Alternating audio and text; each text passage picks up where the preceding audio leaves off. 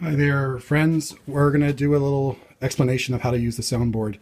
So first things first, on the back here, there's a button right there. You're going to push that to put the power on. You want to make sure that you are using a grounded source. So basically plugging into the wall where you have 3 prongs, because this system uses a lot of power. So you want to make sure it's grounded. You can see where it's labeled up here. We have 3, 2, and 1. And CD, MP3 laptop. Let's start with this guy here. We got a big thick cable that's supposed to go here, so we have an adapter.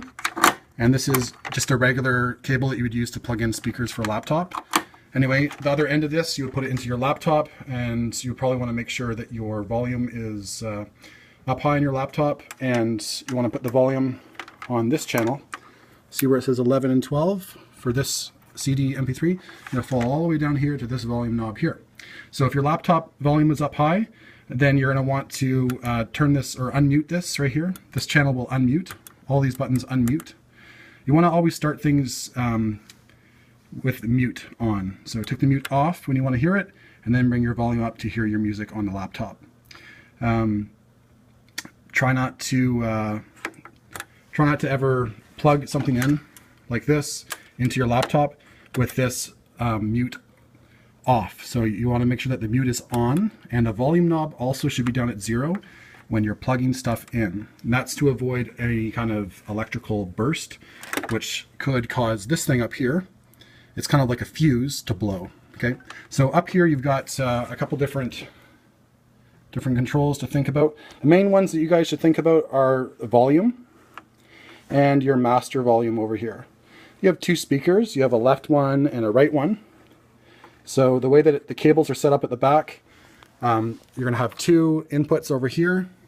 Those are the blue cables like this. Okay, they screw in and turn, and to remove them, you go like this, and you turn and you pull them out. Just doing a quick video here, guys, so bear with me. For these other channels, what channel is this? Channel 9 and 10, I have set to mic 1. What I mean by that is this thing over here, we're just pretending it's called mic number 1. This is our wireless unit. So it has 2 cables that you need to think about. This one, which connects into this channel right here, and the power cable, which plugs in over here. So long as our big cable is plugged in, all of this will work with the wireless microphone. The wireless microphone requires a battery change. It's currently not working. And so you want to make sure to change the battery. All you do is you just unscrew it. You can figure that out. I only have one hand free right now, but you're just going to unscrew the entire thing, and inside change the rectangular shaped battery. Always put the mic fully to the right when you're turning it off. You might want to think about, if somebody is doing an assembly, have somebody on the soundboard to lower the volume if people are turning this on and off. It could create a pop, but that's sort of an extra to think about. Channel 2 and 3 here are actually channel 7, 8, 5, 6.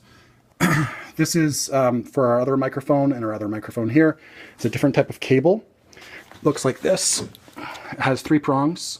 This is the male end, and as you see over here, the male end goes into the female input.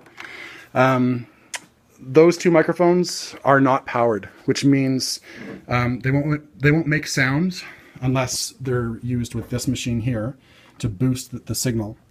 So this is where our machine gets a little bit complicated. So we got our volume knobs down here, and always when plugging in a microphone here, or let's say right here, you're figuring something out and you want to plug it in here, before you plug that in, you want to make sure, you want to make sure that this, whatever channel you're plugging it into, this is all the way down. You never want to have the volume up when you plug something in. It's not just to avoid hurting your ears, you actually can hurt the machine. So you want to bring these guys down. Even if the mute is on, which means you might not hear the giant burst of energy that goes through this cable, the machine will feel it. So you want to always have these things down. And yeah, and then once everything's plugged in, you're going to unmute and bring your volume up. You'll notice that for our microphones that look like this, the sound quality it doesn't really work so well with this board. There's something wrong with this board, but it's worked for us this year.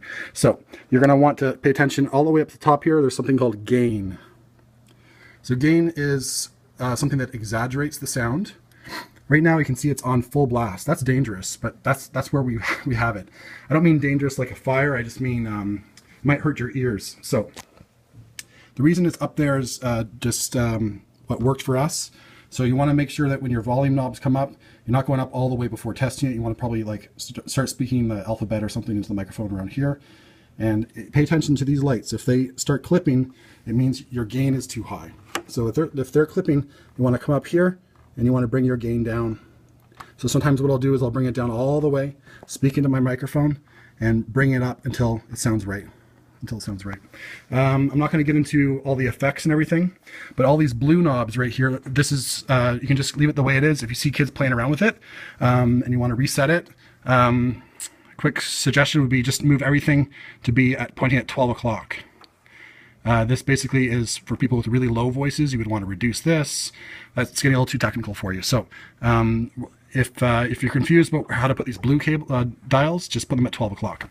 Sorry, I'm out of breath. I just finished cleaning my class. Bringing us over to the red knob here. Onslow is not really going to use this. This is for a monitor. We don't have monitors, so just keep that at 0. The orange one is related to the effect. Now there's some really fun effects to play around with here, and maybe some of my students can show you how that works. Be careful, because sometimes the volume will be just fine for a regular voice, but as soon as you put the effect on, oh my goodness, it'll hurt your ears. So be careful with that. You can change the effect by dialing this. Sorry, it's not plugged in right now. It's not a great demonstration. But basically the main things you need to think about would be making sure that you have the volume knobs down when you plug stuff in, or ideally you have the entire thing turned off with the power button at the back. And that's about it. Over here we've got our left and right speakers.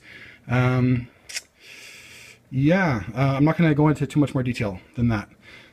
So I'm going to move on to talk about the lighting equipment.